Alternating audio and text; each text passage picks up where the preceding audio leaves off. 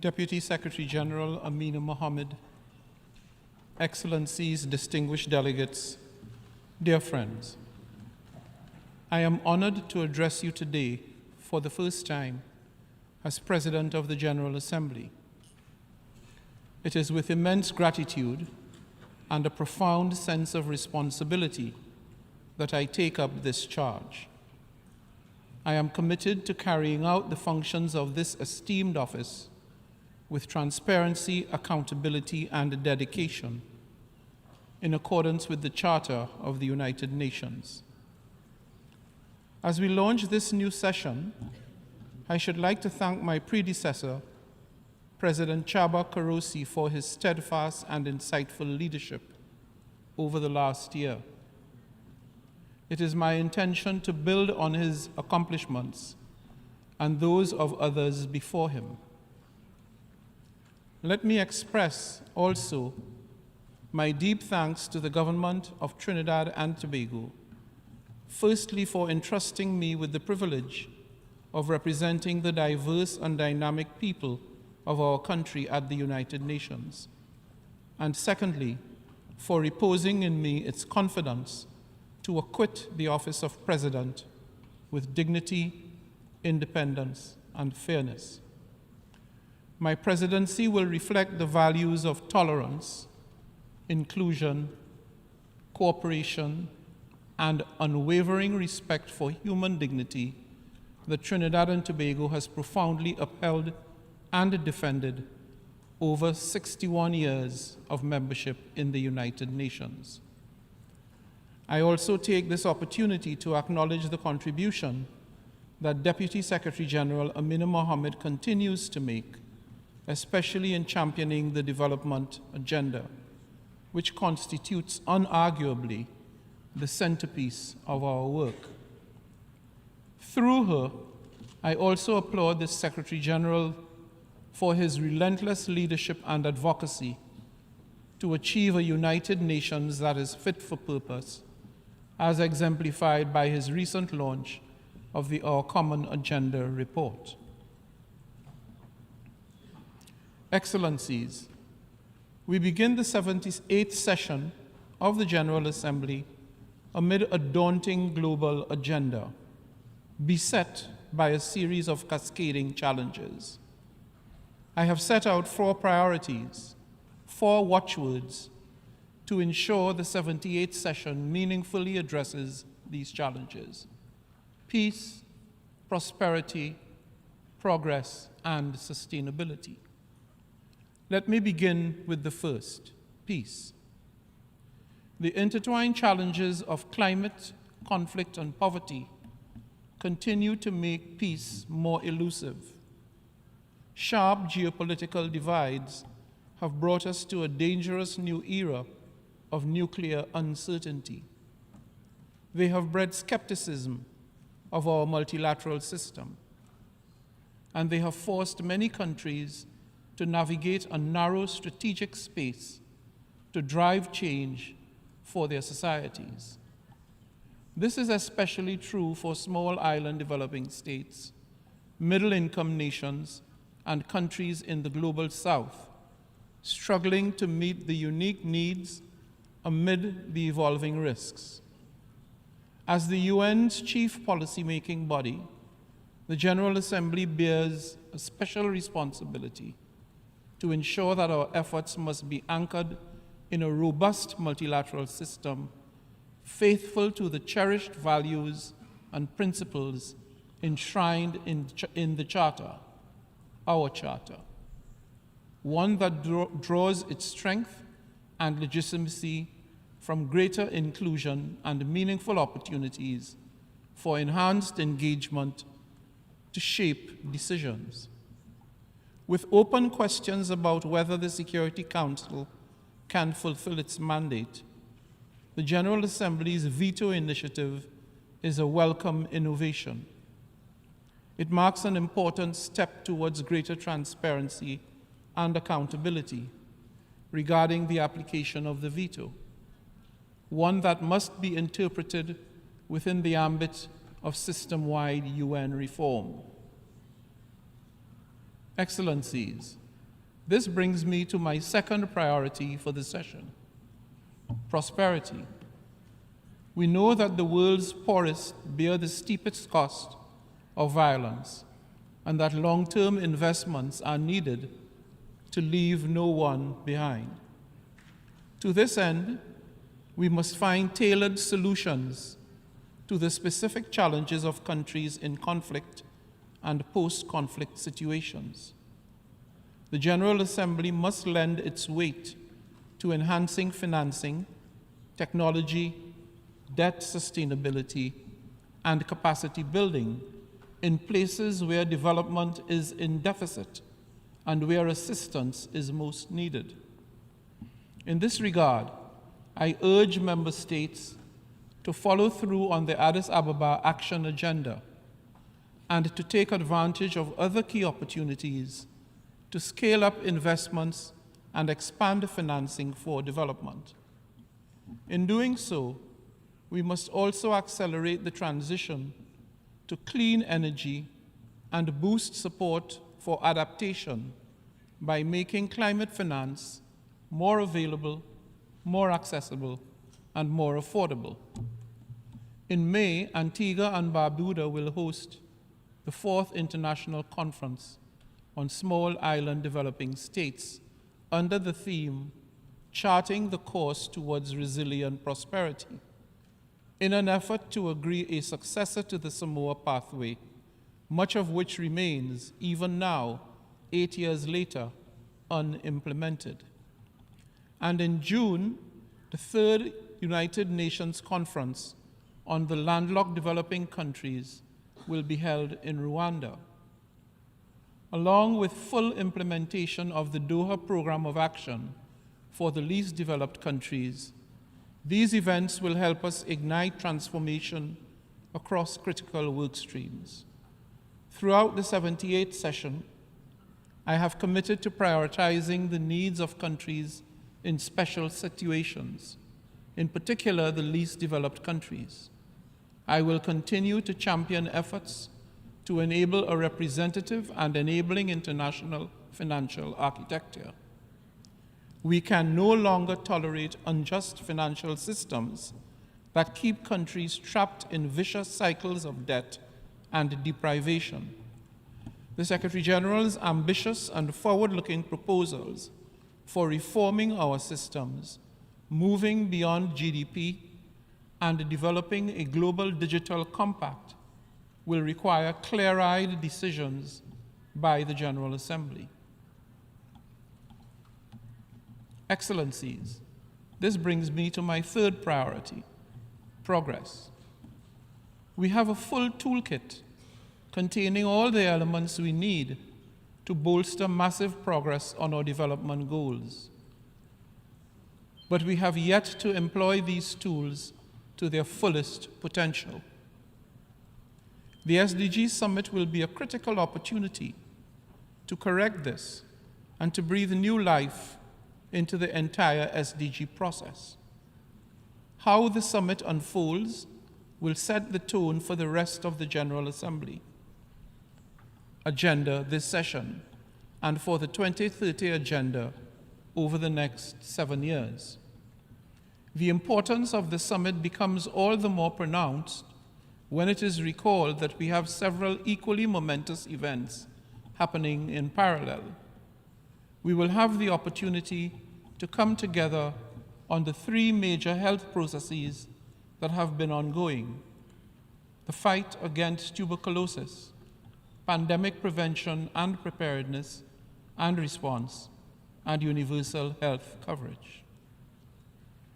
The COVID-19 pandemic has taught us that global solidarity and international cooperation remain imperative if collectively we are to build resilient health systems and improve the global health architecture.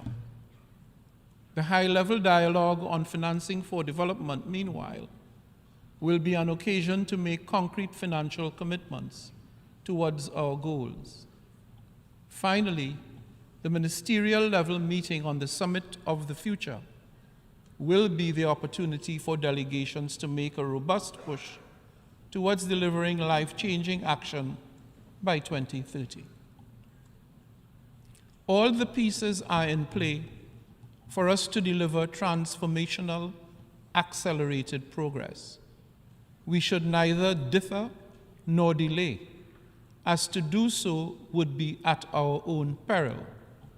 As things stand, 680 million people, 8% of the global population, will still be facing hunger in 2030. Without a quantum leap in our commitments, without a radical transformation of our action, we risk sorely missing the mark on the promises we made to leave no one behind. There are specific objectives that demand an immediate and essential reinforcement of our efforts, including through the accelerating implementation of our Sustainable Development Agenda. This is particularly important for already disadvantaged and marginalized groups. Women and girls are systematically denied their most basic human rights, from education and employment to equal pay and land ownership. It is time to confront the epidemic of violence against women, a virulent hate whose shadow is cast over many communities. It is imperative that the multilateral system and its institutions be built for the advancement and success of women and men, not either or, not one or the other. And this means closing the gender gaps that have festered for far too long, to the detriment of far too many and to society itself. I therefore plan to continue working with the PGA Advisory Board on Gender, and my special envoy will have the dual role of also serving as special advisor on gender equality and women's empowerment. As a gender champion myself, I pledge to promote the high-level engagement and widespread awareness in gender-related events. As such, I will host another annual meeting of women leaders on the sidelines of the general debate. Ethnic, racial, sexual, and religious minorities, people with disabilities, indigenous people, and others are all vulnerable to intersectional forms of discrimination. The General Assembly must redouble its efforts to tackle the insidious spread of human rights violations and extremism in all their declinations, from hate speech to institutionalized discrimination. We must firmly repudiate any ideology that seeks to sow fear and division. We must instead lead the conversation on equality, equal rights, and non-discrimination as legitimate and imperative social norms that undergird strong, cohesive, productive societies. We set the standard, and this must start by including those voices who are too often unheard, by actively engaging young people, women, and marginalized groups whose inclusion will inevitably foster long-term peace, societal progress, and sustainability. Indeed, in the tradition of my predecessors, I intend to continue and indeed to expand the PGA Fellowship Program. Excellencies, this brings me to my final watchword, sustainability. We have heard time and time again the alarm regarding pollution, biodiversity loss, overexploitation of finite resources, and climate change. But have we truly taken heed? It is critical that we build sustainable societies that are in harmony with each other and with nature, It is the only way to ensure humanity and the planet's survival. COP28 will see the conclusion of the global stocktake on the Paris Agreement, underscoring key gaps in implementation. This is a critical moment for the world to come together and align behind faster, more equitable, and truly transformative climate action. The General Assembly's historic recognition of the newest human right, the right to a clean, healthy, and sustainable environment, reinforces its key role in protecting our global commons. With a population set to reach 9.5 billion by 2050, it is imperative that we transition to a mode of producing, consuming, and living that is respectful of and in equilibrium with all people, species, and ecosystems. Nowhere is this more evident than in our relationship with water. This common resource is fundamental to life on this planet, yet it remains inadequately conserved or prioritized. We need a green-blue revolution that addresses and indeed brings together concerns around water, climate, biodiversity, and land and soil degradation, and global food security. This is the only way to guarantee that the right to a clean and sustainable environment is upheld for all. I am confident that we can reach this ideal. The future we want requires a preemptive nurturing of nature, that we work proactively and purposively, not just responsibly. That we embrace bold, progressive, and visionary action that prioritizes long-term strategies to promote sustainable development for future generations, ensuring both their well-being and quality of life. Excellencies, colleagues, dear friends, it is easy to fill up an agenda for high-level week with many meetings and discussions. It is an entirely different thing to ensure that each of these gatherings culminates in a meaningful, transformative outcomes. That must be our modus operandi for the period ahead, and indeed for the entirety of this session. We must not let any moment nor any opportunity evade us. Let us push for and nurture peace, among other things, by empowering the most vulnerable. Let us deliver shared prosperity by unlocking the resources required for transformational results. Let us accelerate progress by capitalizing on the enablers of youth, innovation, and technology. And let us drive sustainability by recommitting to the principles and processes that help to guide our way. This session, I will commit to engaging in regional and other groups to collectively collaborate to bring to life a renewed atmosphere of global cooperation and shared commitments. My ambition is for the General Assembly to address the array of challenges it faces in the most effective and inclusive way possible. Thank you once more for your confidence and for your words of encouragement and support. I look forward with great anticipation to working collaboratively with all my colleagues and their delegations in addressing the several issues before us in the interests of all the people. I therefore call upon you all to approach our work with a true spirit of multilateralism for problem solving, so that we can better protect, if not guarantee, the security and the dignity of humankind. Thank you.